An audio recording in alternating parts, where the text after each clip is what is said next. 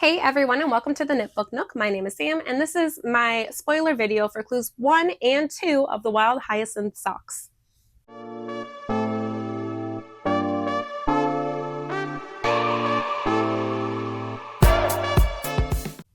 I'm so sorry that I missed last week. I recorded my Clue 1 spoiler video, and when I went to go edit it, there was no sound, but by the time I was editing the video, I had actually gotten sick, and you could probably still hear it. I'm still a little congested, but I lost my voice for a couple days, and then Clue 2 was released. So I decided just to combine these two videos, and I hope that's okay. Well, it's going to have to be okay because I did. All right, so just as a quick reminder, I am knitting the Wild Hyacinth socks by Shuyi Wu, and this is a mystery knit along that is running the month of June. I am knitting my socks out of this color yarn that I dyed myself. It was one option for a Tinkerbell collab that I did with Stitching Plaza a couple years ago, and this is what I had left over. Well, it was my first attempt, and then we went with a different one. It was beautiful, but I'm using that color for these socks. All right, I am going to show my socks again. This is clues 1 and 2. So, right, this way. Sorry, there's a right sock and a left sock. All right, so this is the right sock. We'll just do one at a time. So it's this. I have a marker on there for the Green Bay Packers. Woo woo. This is my right sock because there is different instructions. I just needed a way to tell them apart. And I love this pattern so much. And it is much more enjoyable to knit than my last MKAL. It was just because of the cables. It was a beautiful, beautiful sock. But the cables kind of did damage. And this one is just like, it's pretty simple. There are cables. They run down each side of the leg, and then you have this beautiful flower that you do using I'm trying to think of what it is. It's a dip stitch. So you do a dip stitch technique to get those flowers. But my favorite, I love this. I want a sock in this pattern of this is the back. I love the way that this back looks. It's kind of like chevron-y, like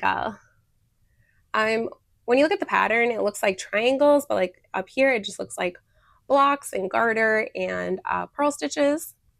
And I absolutely love it. I think it looks so cool. It's such a fun detail.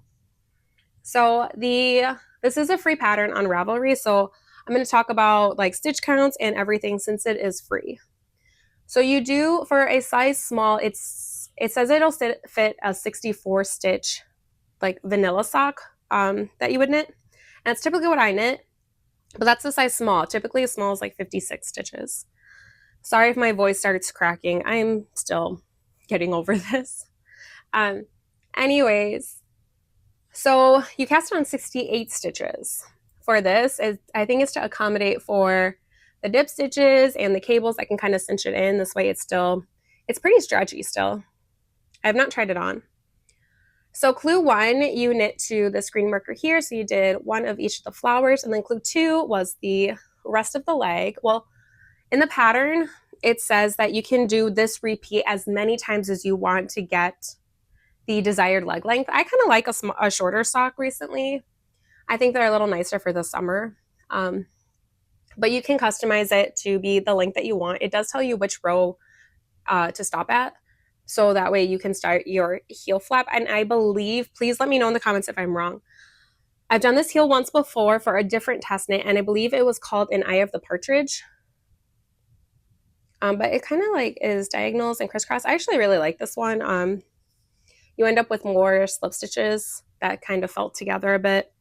And I don't know if it makes a stronger heel. I've never put a hole in my heels. They've always been in the toes.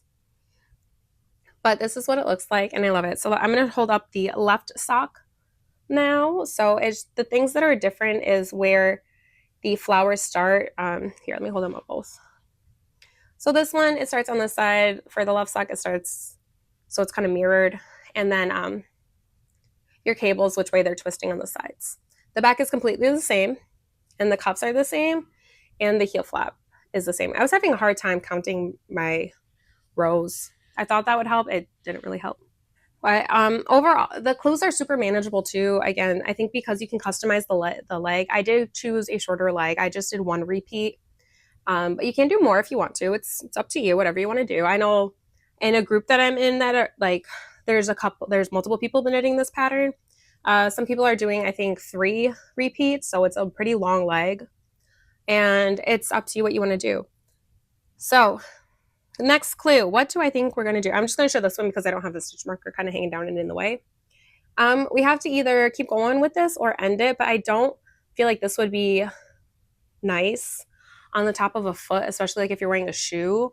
I feel like it would rub. So, and where we're at with it, we do need to finish the last little branch for this one so it'll connect. I'm kind of hoping that it goes into more of like a grassy feel, which I do have a very grassy colored yarn, but like almost like where the hyacinth would be planted. And I do know that a hyacinth is a purple plant, not a green one, but I love my yarn choice and I love the way that this is looking. Like it's really pretty. So this is the Wild Hyacinth sock. And I would say if you like this, knit it anyways, even if you're a couple clues behind, because this is it's just a really enjoyable knit. It's not rough on your hands. I've only done the dip stitches, I think once before, and it was just to create more of like the elongated, just like a one stitch, not multiple, to create like a flower. So I really, really like that part. All right, so that is it for clues 1 and 2. I hope you guys enjoyed this video. Let me know if you guys are doing this knit along, or if you like, what do you think of the pattern? I personally really like it. Again, I'm absolutely in love with the back detail. If you have any comments, questions, or concerns, just let me know in the comments below and I will try to reply to them as soon as I can. So I will see you guys next week for a Clue 3 video. Bye.